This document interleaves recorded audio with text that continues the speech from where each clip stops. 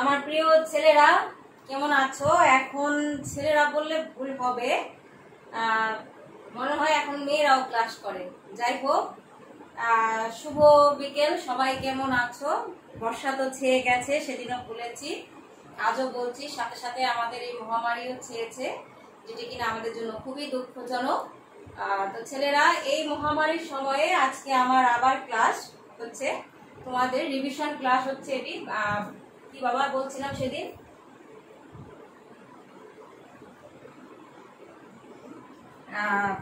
দ্বিতীয় অধ্যায়ের ভূমিরূপ, পৃথিবীর ভূমিরূপ।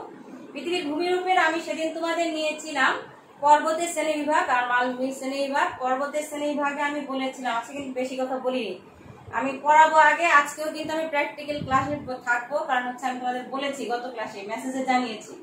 আর মেয়েরা বাবারা যারা ক্লাস দেখছো তারা কিন্তু রাগ করো না, কারণ আমি সবাইকে বাবা বলেই ডাকি, কারণ ছেলে মেয়ে আমার কাছে কেউ ডিফারেন্স না, সবাই এক। একজনের নাম মনে আছে তোহা, একজন বদুল নেসার, তার নামটা আমার মন নেই, কুষ্টিয়া সরকারি কলেজ থেকেও দেখছো। তো যারাই দেখে থাকো প্লিজ একটু অ্যাটেন্টিভ থাকলে হয়তো ক্লাসটা ভালো করে বুঝতে পারবে, যেখান থেকে থাকো। আর মানে ঢাকা কলেজ না, সেদিন এক স্যার লিখেছিল পেজে যে ঢাকা কলেজে এখন মেয়েরাও ক্লাস করে। তো এইটা এবার দেখলাম প্রথম ঢাকা কলেজে ছেলেদের সাথে মেয়েরাও ক্লাস করছে, ভালো লাগছে বাবা, যদি কিছু উপকার হয় তাতে। আর যারা প্র্যাকটিক্যাল বুঝবে না, আমি কিন্তু প্রথম দিন আমার ফার্স্ট ক্লাসে কিন্তু আমি তোমাদের দিয়ে দিয়েছিলাম যে আমার ফোন নাম্বার, যে পড়াশোনার জন্য। তবে অবশ্যই সকাল 10টা থেকে রাত 7টা, মানে সন্ধ্যা 7টার মধ্যে আমাকে ফোন দিবে। পরে হয়তো আমি ব্যক্তিগত কাজেও ব্যস্ত থাকতে পারি, পরে ফোন দিলো। আর ফোন যথাযথ পড়াশোনার ব্যাপারে বাবা দিতে পারো, কোনো সমস্যা নেই। যাই হোক, এই কথাগুলো শেষে বলা দরকার। আমরা ক্লাস শুরু করি। আমাদের হচ্ছে আজকে দ্বিতীয় অধ্যায়ের, আমি সেদিন পড়িয়েছিলাম পর্বত, আজকেও পড়াবো ভূমিরূপ। ভূমিরূপে আমাদের শুধু বাকি রয়েছে হচ্ছে সমভূমি। সাথে যদি সমভূমি আমি দ্রুত শেষ করতে পারি তাহলে আমি বাংলাদেশের ভূপ্রকৃতিতে চলে যাব। ভূমিরূপে আমার ছিল সমভূমি। আমি কিন্তু সেদিন বলেছিলাম পৃথিবীর ভূমিরূপকে প্রধানত 3 ভাগে ভাগ করা হয়েছে, পর্বত, মালভূমি এবং সমভূমি। তো এই যে পর্বত বলেছি 5 প্রকার, মালভূমি বলেছি 5 প্রকার, এবং এদের গঠন প্রক্রিয়াও ভিন্ন। তো এর ধারাবাহিকতায় আজকে হচ্ছে আমাদের কি বাবা, সমভূমি। সমভূমি কি? সমভূমি কি কেউ বলতে পারবে? কেউ তো বলো না কথা, এটাই হলো সমস্যা। সমভূমি হচ্ছে, আমরা বলেছিলাম যে উচ্চতা অনুযায়ী এদেরকে বিভিন্ন রূপে ভাগ করা হয়েছে এবং তাদের রূপ অনুযায়ী। তো এই যে উচ্চতা আর রূপ হিসাবে ভাগ করা, তার থেকেও বড় কথা হচ্ছে যে আমাদের এই যে ভাগ করার মধ্যে উচ্চতার যে ডিফারেন্সেসটা, সেই ডিফারেন্সেসের উপর ভিত্তি করেও কিন্তু বাবা মানে ভাগ করেছি আমরা 3 ভাগে, 3 ভাগে ভূমিরূপ ভাগ করেছি, পর্বত, মালভূমি এবং সমভূমি। এবং এদের রূপটা কেমন বলেছিলাম যে সুউচ্চ শৃঙ্গ বিশিষ্ট, সেটা হচ্ছে পর্বত। আর যদি এর উপরি অংশ একদম সমতল থাকে তাহলে সেটি হবে কি বাবা, সেটি হবে হচ্ছে মালভূমি। তবে মালভূমি অবশ্যই সমান থাকলেও সেটির উচ্চতা বলেছিলাম আমি যে 300 মিটারের অধিক নয়, 300 মিটারের কম উচ্চতা বিশিষ্ট হতে পারে সমুদ্র সমভূমি থেকে, সমুদ্র সমতল থেকে। সমুদ্র সমতল কি আমি একদিন বুঝিয়েছিলাম যে জোয়ার বা ভাটার পানি যখন যে স্থানে এসে স্থির থাকে একটি সময়ে, সেই সময়ে একটা নির্দিষ্ট মাপ নেওয়া হয় যে এই সময়ে এই জায়গাটা পৃথিবীর সমতল অংশ আছে, সেটাকে বলা হয়ে থাকে সমুদ্র সমতল।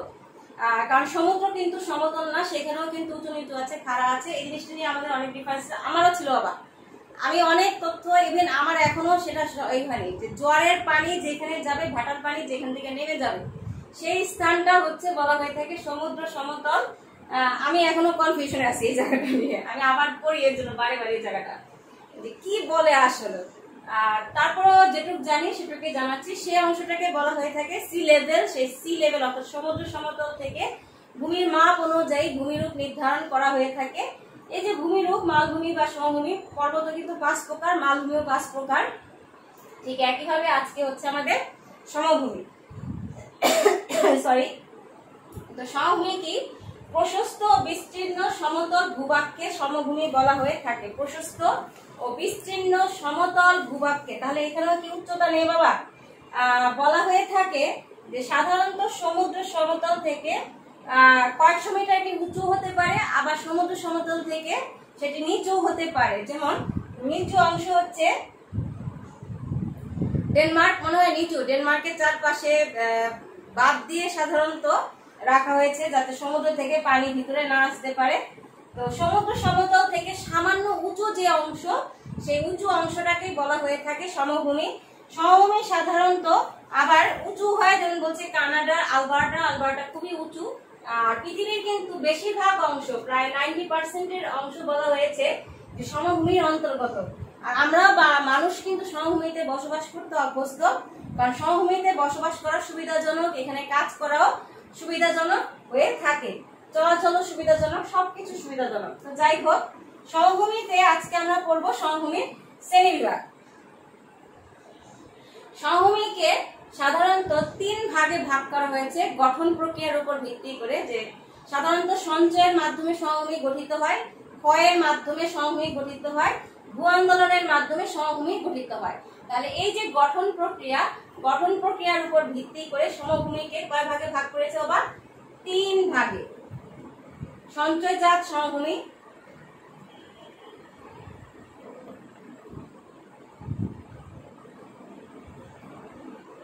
ক্ষয়জাত এবং হচ্ছে ভূ আন্দোলনের ফলে। কথা বলতে পারো ম্যাডাম, ভূ আন্দোলন তো ক্ষয়জাত আর সঞ্চয় দুটোটাই করতে পারে। হ্যাঁ, সবই করতে পারে, কিন্তু এখানে গঠন প্রক্রিয়াটা অনেক সময় ভিন্ন প্রকৃতির হয় বলে তাকে আলাদা করে রাখা হয়েছে। তো গঠন প্রক্রিয়া এই যে সঞ্চয়জাত, মানে নদী দ্বারা বা যা কিছুই দ্বারা যেখানে সমভূমি গঠিত হোক না কেন, যদি সঞ্চয়ের মাধ্যমে হয়ে থাকে তাকে সঞ্চয়জাত ভূমিরূপ বলে। বিভিন্ন প্রাকৃতিক এজেন্ট অর্থাৎ বায়ু প্রবাহ, হিমবাহ, নদী, এগুলো প্রাকৃতিক শক্তি দ্বারা যখন ক্ষয়ক্রিয়ার ফলে যে জিনিসগুলো তারা বহন করে নিয়ে আসে, সেটি যদি সঞ্চয়ের মাধ্যমে কোনো স্থানে জমা করে যে ভূমির সৃষ্টি করে সমভূমি, সেটাকে বলা হয়েছে সঞ্চয়জাত সমভূমি। সাধারণত দেখা যায় উঁচু ভূমি থেকে অর্থাৎ উঁচু স্থান থেকে বহন করে নিয়ে এসে, মানে এই যে প্রাকৃতিক এজেন্ট, প্রাকৃতিক যে শক্তি, এরা বহন করে নিয়ে এসে নিচু অংশে কি করে সঞ্চয় করে। তো এই সঞ্চয়জাত ভূমিকে আবার কয়েক ভাগে ভাগ করা হয়েছে। সেগুলো কি বাবা আমরা একটু জানি। সেগুলো হচ্ছে প্রথমে পলল পাখা,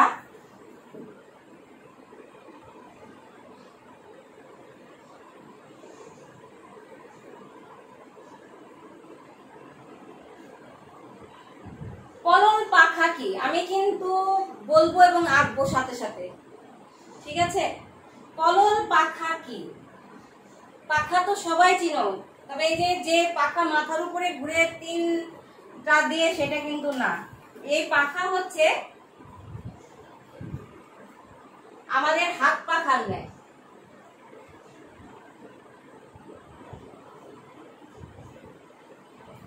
হ্যাঁ, পলল পাখা কি বলা হয়ে থাকে নদী দ্বারা, নদী যখন বা কোনো উঁচু ভূমি থেকে সব যে বিভিন্ন ধরনের প্রাকৃতিক যে মাটি বা পাথর বা যা কিছুই থাকুক না কেন, নুড়ি, বালি, কাদা, এই সব কিছু যখন উঁচু অঞ্চল থেকে নিচু অঞ্চলে যখনই আসে, তখন যদি সে সঞ্চয়ের মাধ্যমে পাখার ন্যায় ভূমিরূপ সৃষ্টি করে, তাকে বলা হয়ে থাকে পলল পাখা। সাধারণত দেখা যায় উঁচু অঞ্চল থেকে, পার্বত্য অঞ্চল থেকে নদী যখন তার চলার পথে আসে, ঠিক তখনই পার্বত্য অঞ্চলের নিচে এই বহনকৃত পদার্থ জমা করে সে পাখার ন্যায় যে ভূমিরূপ সৃষ্টি করে, সেটাকে বলা হয়ে থাকে পলল পাখা। আমি কিন্তু এখানে ডিফারেন্সেস বুঝাবো। পলল পাখাটা সাধারণত হয়ে থাকে পার্বত্য অঞ্চলে নিচু অংশে।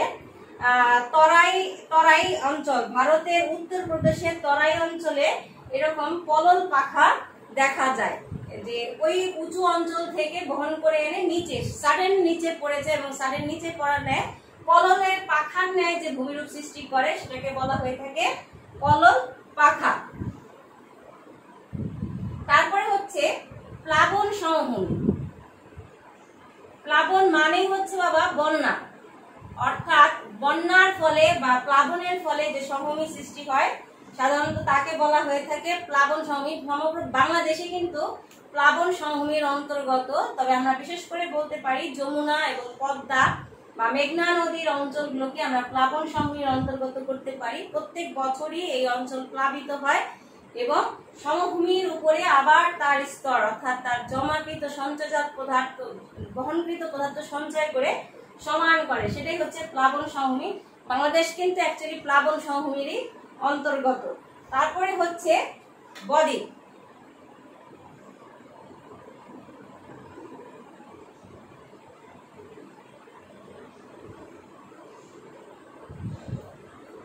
বাংলা বয়ের ন্যায় যে ভূমিরূপ সৃষ্টি হয় সেটাকে বলা হয়ে থাকে বদ্বীপ। বদ্বীপ আর পলল পাখার মধ্যে কিছুটা ডিফারেন্স এখানে, যে পলল পাখা সৃষ্টি হয় মানে উঁচু অঞ্চল থেকে, পার্বত্য অঞ্চল থেকে বহনকৃত পদার্থ যখন পর্বতের পাদদেশে এনে জমা করে তখন পাখার ন্যায় ভূমিরূপ সৃষ্টি করে। ঠিক একইভাবে নদী যখন মোহনায় পলি সঞ্চয়ের মাধ্যমে যে ভূমিরূপ সৃষ্টি করে সেটি বাংলা ব বা ইংলিশ ডেল্টা অক্ষরের ন্যায় মাত্রাহীন ব, আর ইংলিশ ডেল্টা অক্ষর ডেল্টার ন্যায় গ্রিক ডেল্টার ন্যায় যে ভূমিরূপে সৃষ্টি করে সেটি হচ্ছে বদ্বীপ। অর্থাৎ সে তার চলার পথে মোহনার কাছে যে বয়ের ন্যায় ভূমিরূপ সৃষ্টি করে সেটাকে বলা হয়ে থাকে বদ্বীপ, বাংলা মাত্রাহীন বয়ের ন্যায়। এখানেও আবার অসংখ্য নদী কিন্তু প্রবাহিত হয় এবং নতুন নতুন সৃষ্টি হয়। গঙ্গা, ব্রহ্মপুত্র, নীল, মিসিসিপি প্রভৃতি নদীর মোহনায় বদ্বীপের সৃষ্টি হয়েছে। আর তোমরা কিন্তু জানো বাংলাদেশের দক্ষিণ পশ্চিমাঞ্চল কিন্তু বৃহৎ বদ্বীপের অন্তর্গত। গঙ্গা, আমরা যেটাকে বলি আন্তর্জাতিক নদী গঙ্গা, গঙ্গা বা মেঘনা নামে তো সে আমাদের এখানে সে পতিত হয়েছে, পদ্মা নামে আমাদের দেশে ঢুকেছে। তো এই যে বৃহৎ বদ্বীপ, গঙ্গার যে বৃহৎ বদ্বীপ সেটি কিন্তু আমাদের অঞ্চলে অবস্থিত এবং আমরা কিন্তু গর্বিত যে এই বদ্বীপটা আমাদের অঞ্চলে রয়ে গেছে। কারণ গঙ্গা ব্রহ্মপুত্র দ্বারা পৃথিবীর বেশিরভাগ পানি হচ্ছে ডিসচার্জ হয়ে থাকে, পৃথিবী বলছি কেন, মানে গঙ্গা ব্রহ্মপুত্র দ্বারা যে পরিমাণ পলি এখানে জমা হয় বঙ্গোপসাগরে সেটি কিন্তু এই বদ্বীপ সৃষ্টির ক্ষেত্রে বিশেষ ভূমিকা রেখেছে। তারপরে হচ্ছে লোয়ের সমভূমি।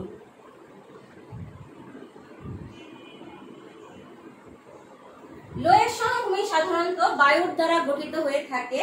বায়ু তার প্রবাহ পথে যখনই বহমান সবকিছু কিন্তু নিয়ে যায়, বায়ু কিন্তু ঘর্ষণ, কর্ষণ এবং অবনমনের দ্বারা সঞ্চয় বহন করছে। সেই যে সঞ্চয় এবং বহন করে নিয়ে কোনো বাধাপ্রাপ্ত হলে সে ওই অঞ্চলে কিছু অংশ নিয়ে ঝেড়ে ফেলে দেয়। এই যে এক অঞ্চলের মাটি অন্য অঞ্চলে নিয়ে ঝেড়ে ফেলে দিল বা যখনই তার শক্তি কমে গেল অন্য অঞ্চলে নিয়ে সে তার বহির্বাহিত পদার্থগুলো ফেলে দেয়, যে ফেলে যে মাটি যে সমভূমি সৃষ্টি করে সেটিকে বলা হয়ে থাকে লোয়ের সমভূমি। সাধারণত চীনের যে অঞ্চলে চীনে দেখা যায় লোয়ের সমভূমি। চীনের হুয়াংহো অববাহিকায় এই লোয়ের সমভূমি গঠিত হয়েছে। বলা হয়ে থাকে বায়ু চলার পথে তার বাহিত পদার্থ নিয়ে ওই অঞ্চলে গিয়ে সে তার শক্তি কিছুটা মানে কম হওয়ায় ওইখানে তার বাহিত পদার্থগুলো ঝেড়ে ফেলে এবং ওই অঞ্চলে মাটি এভাবে সৃষ্টি হয়েছে। তারপরে হচ্ছে সমভূমি এভাবে সৃষ্টি হয়েছে। হুয়াংহো নদী সমভূমি হচ্ছে লোয়ের সমভূমির অন্তর্গত। তারপরে বলা হয়ে থাকে হ্রদ সমভূমি। হ্রদ মানে কি তোমরা তো সবাই জানো, লেক, নিচু অংশ। কোনো প্রাকৃতিক দুর্যোগের কারণে কোনো অংশ যদি নিচু হয়ে যায় তাহলে সেটাতে পানি জমে আর পূর্ণ হয়ে থাকলে সেটাকে আমরা বলে থাকি হ্রদ। তো দেখা যায় যে নদী বাহিত পলি বালি কাকড় বা বৃষ্টির দ্বারা বাহিত পলি বালি কাকড় এই হ্রদের অভ্যন্তরে যখনই সঞ্চয় হয়, আমরা কিন্তু পুকুরের ক্ষেত্রেও এটা দেখে থাকি যে এই যে সঞ্চয় হওয়া ধীরে ধীরে সঞ্চয় হয়ে সে সেটাকে কি করছে, ভরাট করছে। পুকুর যদি খনন না করা হয় বা পুকুর যদি চারপাশ থেকে পরিষ্কার করা না হয় ধীরে ধীরে কিন্তু সেটি কি হতে থাকে, আবার বন্ধ হয়ে যেতে থাকে বা ভরে যেতে থাকে, তলদেশ ভরাট হতে থাকে। নদীর ক্ষেত্রেও তাই। কিন্তু এই যে নিচু অংশ ধীরে ধীরে ভরাট হয়ে যে সমভূমি ন্যায় ভূমিরূপে সৃষ্টি হয়, সমভূমির সৃষ্টি হয়, সেটাকে বলা হয়ে থাকে হ্রদ সমভূমি। হ্রদ সমভূমি আমেরিকার ইরি হ্রদের সমভূমি হচ্ছে এর একটি উৎকৃষ্ট উদাহরণ। তারপরে হচ্ছে বাবা সঞ্চয়জাত আরো রয়ে গেছে, আমি উপরে এগুলো মুছে দেই।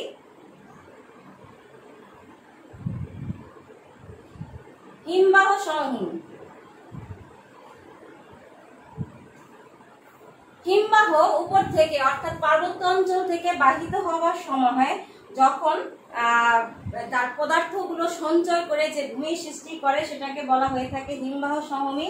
উত্তর আমেরিকার প্রেইরি সমভূমি হিমবাহ সমভূমির একটি উৎকৃষ্ট উদাহরণ। হিমবাহ কি, হিমবাহ হচ্ছে পর্বত চূড়ায় যে জমাটবদ্ধ বরফ যখনই সে চলাচল আরম্ভ করে, অর্থাৎ সে চলতে শুরু করে, মাধ্যাকর্ষণ টানে পৃথিবীর দিকে নিচে নেমে আসে উপর থেকে, তাকে বলা হয়ে থাকে হিমবাহ। সেই হিমবাহ চলার সময়ও কিন্তু কিছু বোঝা বহন করে নিয়ে আসে, আবার তাতেও কিছু ধুলাবালি থাকে। সেই জিনিসগুলো যখনই সে সঞ্চয় করবে, সঞ্চয় করে যে ভূমি সৃষ্টি করবে, সেটাকে বলা হয়ে থাকে হিমবাহ সমভূমি।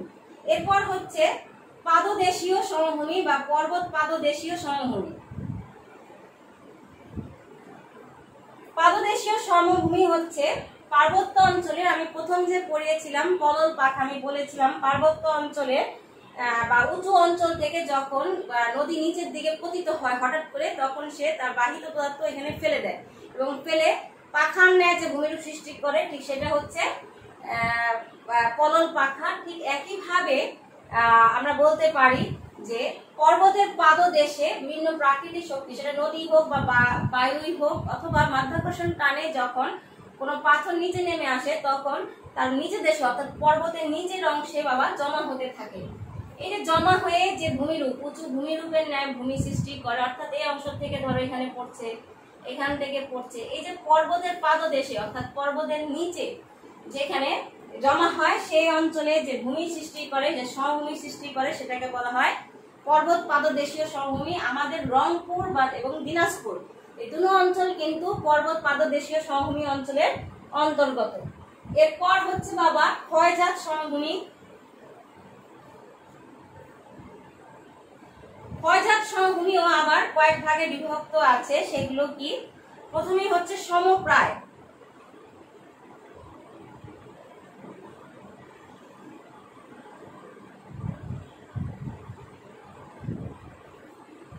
সমপ্রায় ভূমি। সমপ্রায় ভূমি কি? অর্থাৎ প্রায় সমান এরকম ভূমি, সেটাকে বলা হয়ে থাকে সমপ্রায় ভূমি। সমপ্রায় ভূমি হচ্ছে ক্ষয়জাত কি সেটা তো বলি নাই, তাই না? ক্ষয়জাত হচ্ছে সে একইভাবে বিভিন্ন প্রাকৃতিক শক্তি দ্বারা ভূমির উপরিভাগ বা ভূমি ক্ষয় হওয়ার কারণে যে ভূমি সৃষ্টি হয়, সমভূমি সৃষ্টি হয়, ক্ষয়িত পদার্থ নিয়ে সৃষ্টি করে, সেটাকে ক্ষয়জাত সমভূমি বলা হয়ে থাকে। সমভূমি হচ্ছে এই সমপ্রায় ভূমিতে হচ্ছে নদীর ক্ষয় কার্যের ফলে যখনই উঁচু ভূমি ক্ষয়প্রাপ্ত হয় এবং ক্রমশ সমপ্রায় ভূমিতে পরিণত হয়, অর্থাৎ নদী তার পার্শ্ববর্তী অঞ্চল উঁচু থাকে, সেটাকে ক্ষয় করতে থাকে। সে যখনই যাচ্ছে প্লাবনের দ্বারা কিন্তু সঞ্চয় করছে, কিন্তু আবার যখন সে নিচের দিকে নেমে আসছে, অর্থাৎ পানি প্লাবন যখন কমে যাচ্ছে, বন্যা কমে যাচ্ছে, তখন সে কি করছে? কিছুটা ক্ষয় করছে। তো সে উঁচু অঞ্চল থাকলে সেটাখানে সে বেশি করে, কারণ উচ্চ অঞ্চলে কিন্তু নদীর ক্ষয় কার্যটা বেশি থাকে। তো এই যে উঁচু অঞ্চলে নদী ক্ষয় করে প্রায় সমান যে ভূমি সৃষ্টি করে, সেটাকে সমপ্রায় ভূমি বলে। তারপরে হচ্ছে বাবা মরু প্রান্তর।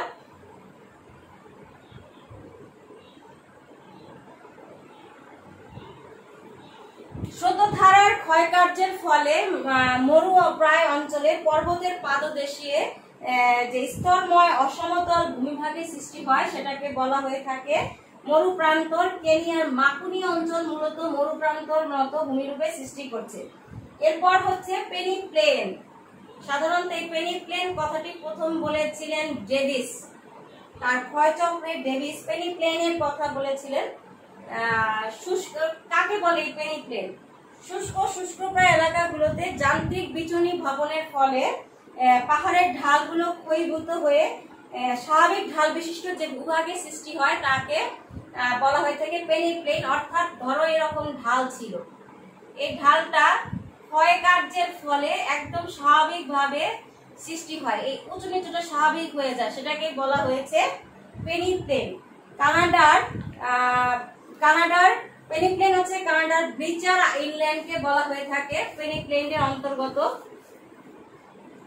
এটাকে আসলে ইনল্যান্ড না আইল্যান্ড হবে আমি ঠিক বুঝতে পারিনি। আমি নেটে উইকিপিডিয়াতে ঘেটেছিলাম, কিন্তু তারাও কিন্তু জবাব আমাকে দেয়নি, দুটোই লিখেছে ইনল্যান্ড এবং আইল্যান্ড। আমি আসলে এটা বুঝলি। তারপরে হচ্ছে মরু সমভূমি।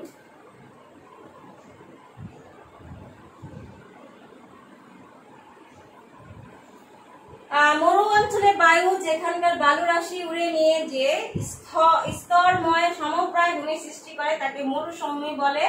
যেমন সাহারার হামাদা, তারপর হচ্ছে লিবিয়ার মেরি, আলজেরিয়ার রেগ এই অঞ্চলের অন্তর্গত। অর্থাৎ বলেছে মরু যে বায়ু যেখানকার অর্থাৎ বায়ু দ্বারা গঠিত মরু সমভূমি হয়ে থাকে। মরু অঞ্চলের বায়ু যেখানকার বালু রাশি উড়িয়ে নিয়ে দিয়ে যে স্তরময় সমপ্রায় ভূমি অর্থাৎ উড়িয়ে নিয়ে গেল, ধাক্কা পেয়ে একটা স্তর এখানে সঞ্চিত হয়, আবার দেখা যায় উড়িয়ে নিয়ে গিয়ে মানে স্তরটা খুব ভালোভাবে বোঝায়, এই জন্য এটাকে বলা হয়েছে মরু সমভূমি। তারপরে হচ্ছে হিমবাহ ক্ষয়জাত। দেখো হিমবাহ যেমন সঞ্চয় কার্য করে ঠিক একইভাবে সে ক্ষয় কার্য করে। আমি কিন্তু বলেছি চলার পথে সে যখনই আসবে তখন সে ক্ষয় করতে করতে নিয়ে আসে। তো হিমবাহ সমভূমি, হিমবাহ ক্ষয়জাত সমভূমি। হিমবাহ ক্ষয়জাত হচ্ছে হিমবাহ পার্বত্য অঞ্চলে হিমবাহের ঘর্ষণে যে অসমতল ভূভাগ ক্ষয়প্রাপ্ত হয়ে অপেক্ষাকৃত সমতল ভূমি সৃষ্টি করে সেটাকে বলা হয়েছে হিমবাহ ক্ষয়জাত সমভূমি। কানাডার শিল্ড এ জাতীয় অর্থাৎ কানাডার যে প্রাচীন যে ভূমি সেই ভূমিটা হচ্ছে এরকম সমভূমির একটি উৎকৃষ্ট উদাহরণ। এরপর হচ্ছে নদীর ক্ষয়জাত সমভূমি।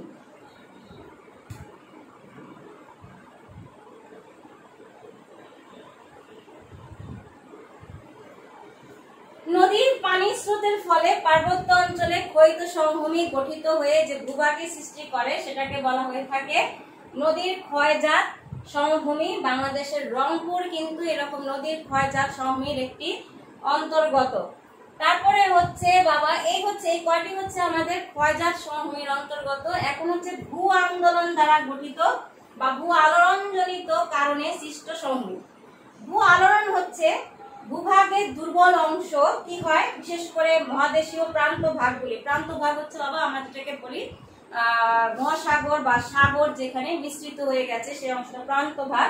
মহিষপান কিংবা মহিঢাল উত্থিত হয়ে এবং মহাদেশের অভ্যন্তরে নিচু ভূমি উত্থিত হয়ে যে সমভূমি সৃষ্টি করে সেটাকে আমরা বলে থাকি ভূ আলোড়নজনিত সমভূমি বা ভূ আন্দোলনজনিত সমভূমি। অর্থাৎ ভূভাগের যে আন্দোলন, সাধারণত ভূমিকম্প বলতে পারো, আগ্নেয়গিরির যে চাপের কারণে যে সমভূমি সেটাও বলতে পারো। তো ওই সময়ে যে সমভূমি গঠিত হয় সেটাকে বলা হয়ে থাকে ভূ আন্দোলনজনিত সমভূমি। ভূ আন্দোলনজনিত সমভূমি আবার কয়েক ভাগে বিভক্ত। সেগুলো কি বাবা দেখো, এগুলো কিন্তু আমাদের সমোন্নতি রেখায় আমরা আবার করব, ঠিক আছে। উন্নত সমভূমি, তারপরে হচ্ছে অবনত সমভূমি, তারপরে হচ্ছে ভূগাঠনিক সমভূমি, তারপরে হচ্ছে উপকূলীয় সমভূমি বা সৈকত সমভূমি। আমি শুধু সৈকত লিখলাম ছোট করে। উন্নত সমভূমি হচ্ছে ভূমিকম্পের ফলে ভূপৃষ্ঠের নিম্ন ভূমি উঁচু হয়ে যে সমভূমি সৃষ্টি করে তাকে উন্নত সমভূমি বলে। আমি একে দেখাচ্ছি, একটু দেখো। ধরো কোনো অংশ এরকম ছিল, তো এই যে এরকম থাকা অর্থাৎ ঢালু অঞ্চল ছিল, কোনো আন্দোলনের কারণে তখন যেটি এরকম হয় তখন সেটাকে বলা হয়ে থাকে উন্নত সমভূমি, ঠিক আছে। আবার ঠিক একইভাবে ভূয়ালোড়নের ফলে কোনো উঁচু ভূমি যদি বা নিচু হয়ে যায় তাহলে সেটাকে বলা হয়ে থাকে অবনত সমভূমি। যেমন তুরানের নিম্ন সমভূমি হচ্ছে অবনত সমভূমি, অর্থাৎ জেমে গিয়েছে সেই অঞ্চল ভূমিকম্পের ফলে। ধরো এটা উঁচু স্থান ছিল কিন্তু ভূমিকম্পের ফলে এখানে ভূয়ালোড়নজনিত কারণে সেটি এরকম হয়ে যায় অর্থাৎ নিচু হওয়ায় পরিণত হয়, তখন সেটাকে বলা হয়ে থাকে ভূ অবনত সমভূমি। এরপর হচ্ছে ভূগাঠনিক সমভূমি। গাঠনিক কি বাবা, গঠন। যেখানে ভূত্বকের শিলাস্তর প্রায় সমান্তরালভাবে বিন্যস্ত প্রাকৃতিক কারণে সেখানে সমভূমি গঠিত হয়। যেমন সোভিয়েত ইউনিয়নের সমভূমি সেটি ভূগাঠনিক সমভূমি, অর্থাৎ ভূমি শিলাস্তর নিজেই সেখানে সমান্তরালভাবে বিন্যস্ত হয়ে নিজেই সেখানে সেটি সৃষ্টি করেছে, অর্থাৎ কোনো ভূ আলোড়ন বা অন্য কোনো কারণে সেখানে সেটি সৃষ্টি হয়নি। উপকূলীয় সমভূমি হচ্ছে ভূপৃষ্ঠের উচ্চ চাপের ফলে সৃষ্ট ভূ আলোড়নের প্রভাবে মহিষপান বা মহিঢাল অঞ্চলে ধীরে ধীরে উত্থিত হয়ে সমুদ্রের উপকূলবর্তী এলাকায় যে সৈকতের সৃষ্টি হয় সেটাকে বলা হয় সৈকত সমভূমি।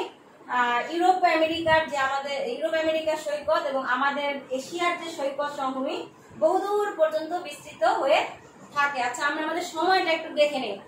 সময়টা আমাদের মনে হয় 25 মিনিট, 25 মিনিট প্রায় হয়ে গিয়েছে। তাহলে আমরা এখন আমাদের প্র্যাকটিক্যালটা শুরু করি, তাই না? আজকে পারবো না আমরা, মনে হয় আমি মনে করেছিলাম আজকে শেষ করবো। আমি যদি এটা ধরি তাহলে আরো 20 মিনিট আমার শেষ হয়ে যাবে।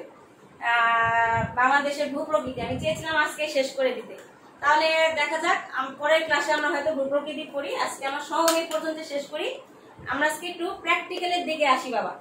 প্র্যাকটিক্যালে আমরা সেদিন পড়েছিলাম, আমি একটু তোমাদের ভুল বলেছি, আমি দেখেছি 2021 সালের সিলেবাসটি সংক্ষিপ্ত সিলেবাস, কিন্তু 2022 সালের যে সংক্ষিপ্ত সিলেবাস এই সিলেবাসে কিন্তু 2022 সালের পরীক্ষার্থীদের জন্য কিন্তু ঠিকই রাখা হয়েছে। তো আমি সেদিন বলেছিলাম তোমাদের আমি স্কেল করাবো, তোমাদের দেওয়া হয়েছে শুধু স্কেল আর হচ্ছে স্কেল বা মাপনি, আমি মাপনি কথাটি বলতেই অভ্যস্ত, আর হচ্ছে সমোন্নতি রেখা। কিন্তু এখন দেখি না আছে এখানে আমরা আরো শিখবো গ্রাফ। আমি শুধু ঢাকা কলেজের ছেলেদের জন্য বলছি, অন্যান্য কলেজের ছেলেদের কিন্তু আমি জানি না বা মেয়েদেরও জানি না অন্যান্য কলেজে কি কি কাজ করাবে। আমি ঢাকা কলেজের ছেলেদের জন্য বলতেছি, শোনো তোমরা ভালো করে এবং খাতা নাও, সবাই লেখো আমরা কি কি কাজ করব। আমি আজকে শেষ লিখে দিচ্ছি আমাদের ব্যবহারিক কাজ কি কি হবে। আমাদের ব্যবহারিক কাজ প্রথমেই হবে স্কেল বা মাপনি। আমরা মাপনি বলবো, স্কেল কম না বলে মাপনি বললেও ভালো লাগে। স্কেল করব আবার দুই প্রকার, তিনটি হচ্ছে সরল স্কেল করব আর তিনটি হচ্ছে কর্ণীয় স্কেল করব, তিনটি করে। 2 নম্বরে করব মানচিত্রের সম্প্রসারণ ও সংকোচন। অর্থাৎ মানচিত্রকে আমরা কিভাবে ছোট বড় করতে পারি, এটা কিন্তু ব্যবহারিক জীবনে শুধু মানচিত্র কেন, এই জিনিসটা শিখলে আমরা অন্য কিছু ছোট বড় করব। যে কোনো আর্টকে কিন্তু আমরা সহজেই ছোট বড় করতে পারি এই চিত্রের সাহায্যে। তারপরে হচ্ছে করব আমরা সমোন্নতি রেখা ও তার পার্শ্বচিত্র। সাধারণত সমোন্নতি রেখা 3টি করে, 3 তিরিকে 9টি করানো হয়। তারপরেও আমরা সময় বুঝে বাবা, সময় যদি বেশি থাকে তাহলে করব, অথবা আমরা কমিয়ে দেব। তবে সমোন্নতি রেখার মধ্যে আমরা সাধারণত সমোন্নতি রেখা ও তার পার্শ্বচিত্র সাধারণত করে থাকি কৌণিক পাহাড় বা কর্নিক্যাল কি বলে সেটাকে, কর্ণীয় পাহাড়ও বলে থাকে অনেকে, কৌণিক পাহাড়, মালভূমি, আগ্নেয়গিরি, ঢাল। ঢাল আমি একটু আগে সমভূমিতে পড়ালাম, উন্নত সমভূমি, অবনত সমভূমি, এগুলো কিন্তু ঢালেও আছে, উন্নত ঢাল, অবনত ঢাল, সুষম ঢাল। এই ঢাল করানো হবে কয়েকটি, এই কয়েকটা আর কি। আর হচ্ছে বাবা গ্রাফ করাবো আমরা।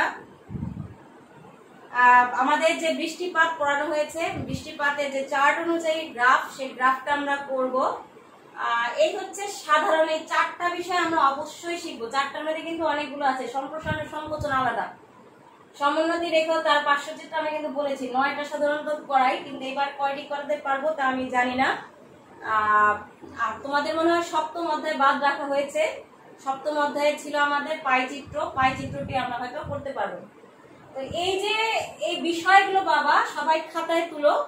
আর আমি কিন্তু আগেই বলেছি এগুলো করতে আমাদের কি লাগবে, আমি আজকেও ভুলে গেছি আমার জ্যামিতি বক্সটা নামাতে, তোমাদের দেখাবো বলছিলাম। তবে আজকে আমি খাতা নামিয়ে রেখেছি, তোমাদের দেখাবো, খাতা এনেছি আজকে দেখাবো।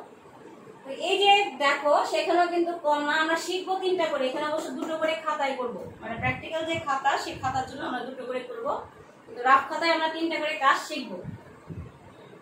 তো এগুলো কিন্তু কম না বাবা, এই বিষয়গুলো কিন্তু অনেক। তার মানে 2, 2, 4, 5, 6, 7, 8, 9, 10, 11, 12, 13টা পেজ লাগবে আমাদের কাজ করার জন্য। না 13টা বিষয় আর কি, সরি, এখানে 2 একটা পেজ, এটা একটা পেজ, এখানে 2, 4, এখানে ধরো 2টো, 5, 6, 7টা পেজ লাগবে হচ্ছে আমাদের কাজ করার জন্য। আমরা খাতা কি রকম হয় সেটি আমি তোমাদের পরে দেখাবো ক্লাসে আসলে পরে, কিন্তু আজকে আমি আমাদের কাজ শুরু করব। ঠিক আছে, যে কোনো যে ব্যবহারিক বিষয় প্রথমেই তার বর্ণনামূলক অংশ আমাদের জেনে নিতে হয়।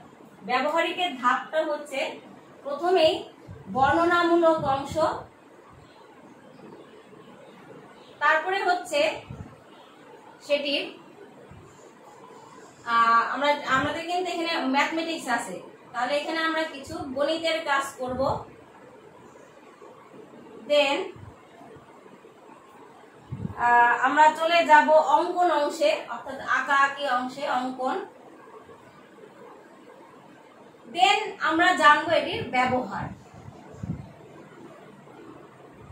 এই বর্ণনামূলক অংশের পরেও আমরা জানবো, অর্থাৎ গণিত আর অঙ্কনের মাঝে জানবো আমাদের কি কি প্রয়োজনীয় জিনিস এখানে লাগছে। যদি আমি বলেছি যে আমাদের প্রয়োজনীয় জিনিস হচ্ছে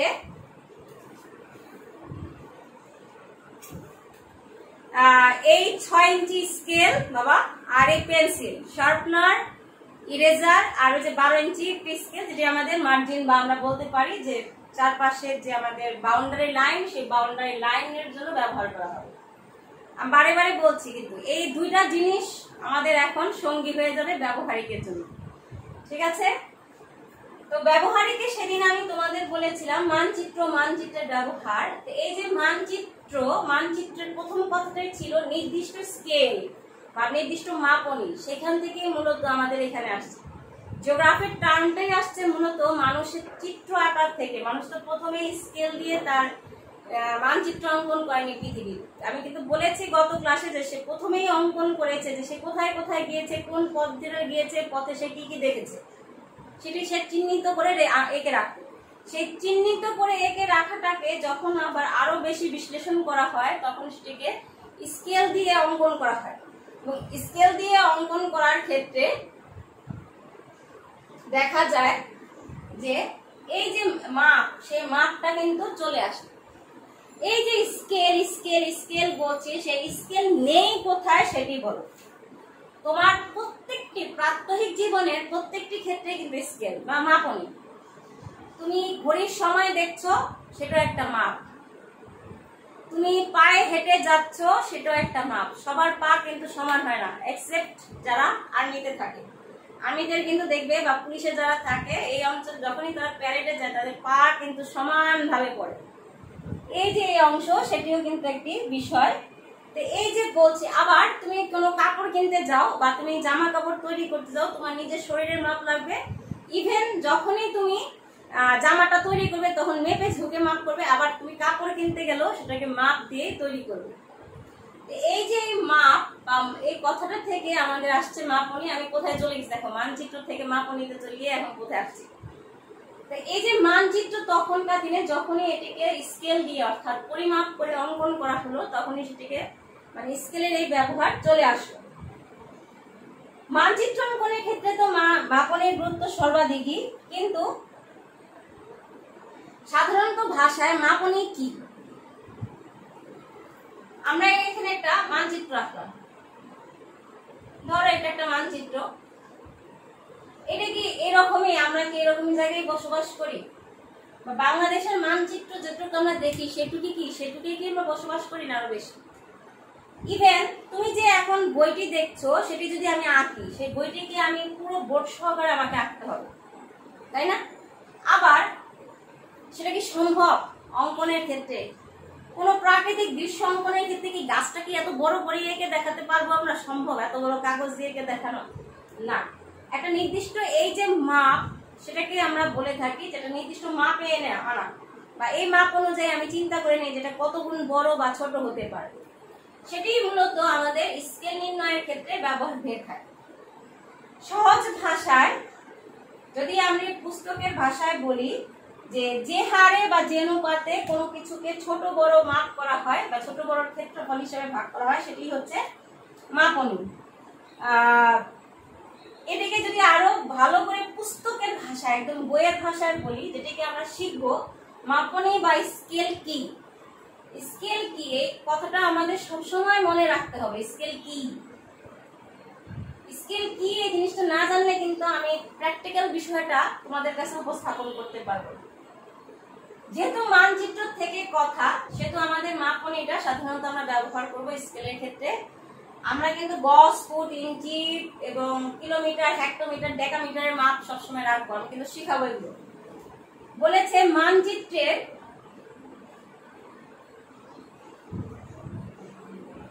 দুইটি স্থানের দূরত্ব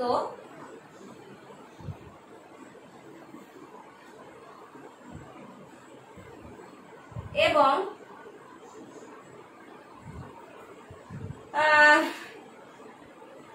ভূমিতে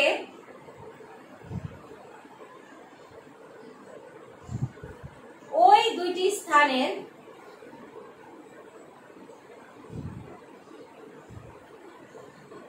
প্রকৃত দূরত্বের অনুপাতকে বা সম্পর্ক বলতে পারি আমরা সাধারণত অনুপাতকে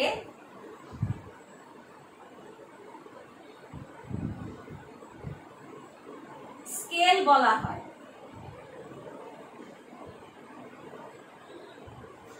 এই হচ্ছে আমাদের স্কেল কি। আমি ক্লাসে থাকলে এত কথা বলি না, সরাসরি চলে আসি। যেহেতু ক্লাসে নেই বাবা, তাহলে আমাদের প্রথম ধাপটাই হচ্ছে বর্ণনামূলক বিষয়গুলো জানা। তো বর্ণনামূলক বিষয়ের প্রথমে এই অংশটি হচ্ছে স্কেল কি, আমরা এটা জানবো। স্কেল কি?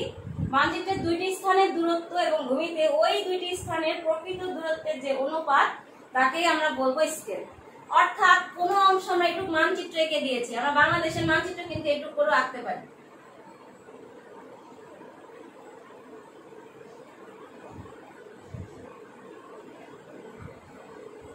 এটাই কি আমাদের বাংলাদেশ? এটুকু জায়গায় কি আমরা বসবাস করি? অবশ্যই না। তাহলে আমাদের কি হবে বাবা? বাংলাদেশের যেটুকু অংশ, অর্থাৎ আমরা যদি বলি ঢাকা থেকে রংপুরের দূরত্ব, এটুকু আমরা দেখিয়ে দিই। আমাদের গুগল ম্যাপেও কিন্তু দেখায় আমাদের এইটুকু অল্প অল্প অল্প করে যাচ্ছে। গুগল ম্যাপে কিন্তু দেখবেন নিচে স্কেল, সরল রেখার একটা স্কেল আছে, ওটি চিহ্নিত করে কিন্তু বুঝতে পারি যে কত কিলোমিটার ইয়েতে দেখাইছে স্কেল। তোমরা বুঝবে এখন থেকে। মানচিত্রের দুটি স্থানের দূরত্ব এবং ভূমিতে ওই দুটি স্থানের প্রকৃত দূরত্বের যে অনুপাত, তাকে বলা হয়ে থাকে স্কেল। যেমন বলা হয়ে থাকে 1 ইঞ্চিতে 16 মাইল। অর্থাৎ মানচিত্র যেখানে 1 ইঞ্চি, ভূমিতে ওই স্থানটি হচ্ছে 16 মাইল। বা বলা হয়ে থাকে 1 সেন্টিমিটার সমান সমান 1 লক্ষ কিলোমিটার। তাহলে যেখানে আমরা মানচিত্রে 1 সেন্টিমিটার প্রদর্শন করেছি, ভূমিতে সেখানে কি হবে? 1 লক্ষ, একক, দশক, শতক, হাজার, ওজন আরেকটা শূন্য, 1 লক্ষ কিলোমিটার সেখানে হবে। তাহলে এই জিনিসটাই বোঝানোর জন্য মূলত বলা হয়ে থাকে যে মানচিত্রের দুটি স্থানের দূরত্ব এবং ভূমিতে ওই দুটি স্থানের প্রকৃত দূরত্বের যে অনুপাত, তাকে বলা হয়ে থাকে স্কেল। এটা কিন্তু সবসময় মনে রাখতে হবে বাবা, এবং চিন্তা ভাবনা করতে হবে, তাহলে কিন্তু বুঝতে পারবে। এই যে স্কেল, সেই স্কেলটা কি কাজে ব্যবহার করা হয়? আমি কিন্তু বলেছি তোমার কি কাজ নেই সেটাকে বলো স্কেল। খাতাতে দাগ টানছি, তাতেও স্কেল। ঠিক আছে, ঘড়ি দেখছি, সেটাও স্কেল। যে কোনো কিছু আঁকছি, সেটাও স্কেল। তাহলে এই যে স্কেল, স্কেলের যে ব্যবহার সেটি বহুরূপ। এখন এই যে স্কেল, সেটা প্রদর্শনের পদ্ধতি কি, কিভাবে আমরা স্কেলকে প্রদর্শন করি বা প্রকাশের পদ্ধতি কি?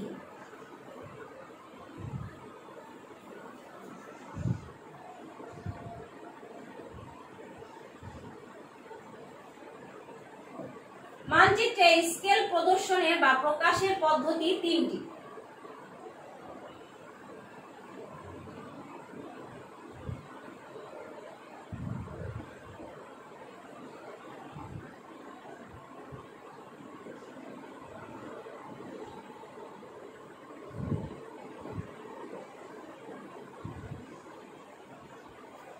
এক, বর্ণনামূলক। 2, রেখার সাহায্যে।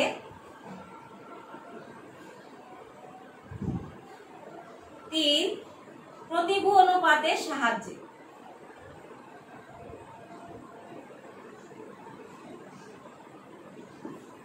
বর্ণনামূলক যখন কোনো মানচিত্রে লিখে দেয়, এই যে আমি একটু আগে লিখলাম যে 1 ইঞ্চি সমান সমান 16 মাইল, এরকম যখন বর্ণনা করা হয়, কথায় লিখে দেওয়া হয়, তখন সেটাকে বলা হয় বর্ণনামূলক গণনার সাহায্যে প্রকাশ করেছে। সাধারণত সাধারণ মানুষরা এই বিষয়টি ভালো বোঝে যে 1 ইঞ্চিতে 16 মাইল।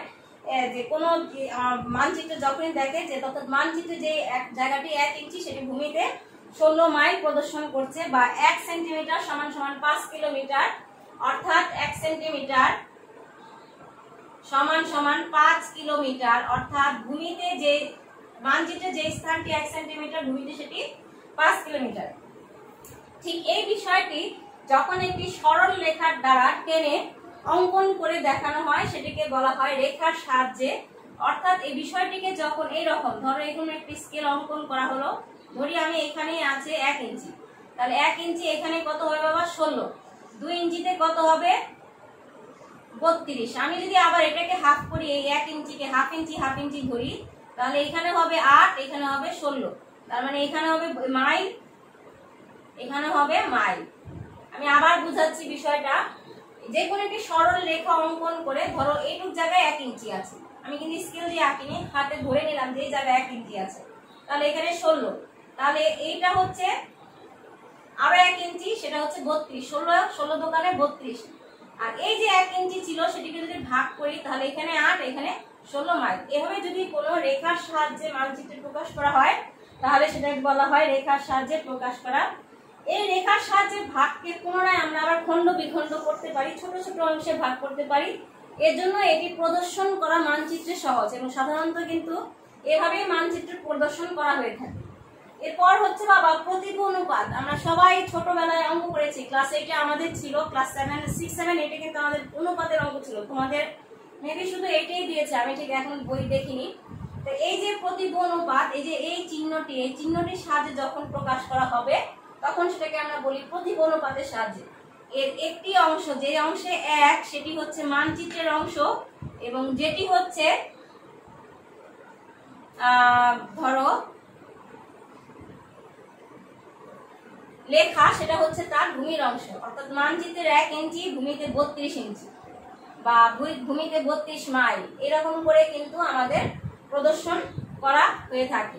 এই তিনটি হচ্ছে বাবা আমাদের প্রদর্শনের পদ্ধতি। এরপর আমরা যেটি জানবো সেটি হচ্ছে স্কেলের প্রকারভেদ।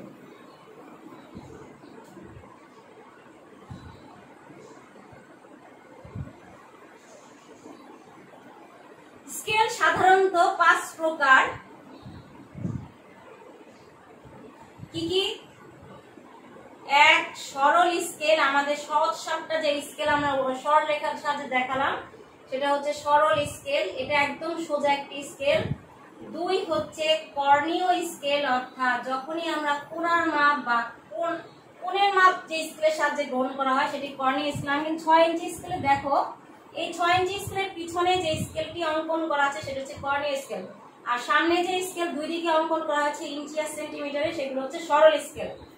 তারপরে হচ্ছে তুলনামূলক স্কেল, অর্থাৎ তুলনা করা হয়, ধরো মাইলের সাথে কিলোমিটার, ইঞ্চির সাথে মাইল, বা ইঞ্চির সাথে ধরো সেন্টিমিটার, এরকম করে যে তুলনামূলক স্কেল অঙ্কন করা সেটি তোমাদের নেই এখন। তারপরে হচ্ছে সময় স্কেল, এবং সর্বশেষ হচ্ছে ভার্নিয়ার স্কেল। আমি জানি না ভার্নিয়ার স্কেল আর্মিতে বা অন্যখানে, কারণ আর্মিতে আমার জানার মতে অবশ্যই করাবে, কারণ সূক্ষ্মাতি সূক্ষ্ম মাপ নেওয়ার জন্য ভার্নিয়ার স্কেল হচ্ছে সবচেয়ে গুরুত্বপূর্ণ স্কেল। কর্ণীয় স্কেল অবশ্যই সূক্ষ্ম মাপ গ্রহণ করবে, কিন্তু তার থেকে সূক্ষ্ম মাপ প্রদান করে হচ্ছে ভার্নিয়ার স্কেল। আর সময় স্কেল তো অবশ্যই আর্মিদের বা যে কোনো বড় আমাদের যেগুলো কি বলবে সেনা বা প্রতিরক্ষা বাহিনীর ক্ষেত্রে খুবই দরকার হয়। আর তুলনামূলক স্কেলের দরকার হয়, পৃথিবীর সব জায়গায় কিন্তু একই রকম স্কেল থাকে না, বিভিন্ন রকম স্কেলের ব্যবহার থাকে। কেউ হয়তো 10 ফুট ইঞ্চিতে প্রকাশ করে, কেউ মাইল ফার্লং এ প্রকাশ করে, কেউ কিলোমিটার, মিটার, সেন্টিমিটারে প্রকাশ করে। তো এই যে স্কেল প্রকাশের পদ্ধতি ভিন্নতা অনুসারে তুলনামূলক স্কেলে আমাদের কাজ করতে হয়। তোমাদের বাবা অত সমস্যা নেই, তোমাদের হচ্ছে সরল স্কেল আর কর্ণীয় স্কেল, অর্থাৎ সোজা সাপটা মাপ তোমাদের শেখানো হবে। জাস্ট জীবনে চলার পথের জন্য যাতে কোনো বাধার সম্মুখীন না হয়, যাতে তোমরা সহজেই বুঝতে পারো, এরকম দুটো তোমাদের স্কেল শেখানো হয়। ভূগোলের ব্যবহারিক কিন্তু সবচেয়ে মজার বিষয়। আমরা কিন্তু ব্যবহারিক ক্লাস করেছি 2 ঘন্টা 3 ঘন্টা, এবং যখন আমাদের ব্যবহারিক ক্লাস করাতো তখন কিন্তু আমরা মন্ত্রমুগ্ধের মতো শুধু শুনতাম আর শুনতাম। আমি জানি না আমার ছেলেদের এত ধৈর্য আছে কিনা, আমরা কিন্তু ব্যবহারিক ক্লাস করেছি প্রায় 1.5 ঘন্টা, আর আমার ছেলেদের এখন মানে 45 মিনিট ক্লাস করতেই মাথা নষ্ট। মেয়েরা কিন্তু রাগ করবে না, আমি ছেলে ছেলে বলছি, কারণ আমার কাছে সবাই ছেলে, কোনো মেয়ে ছেলে আলাদা নেই।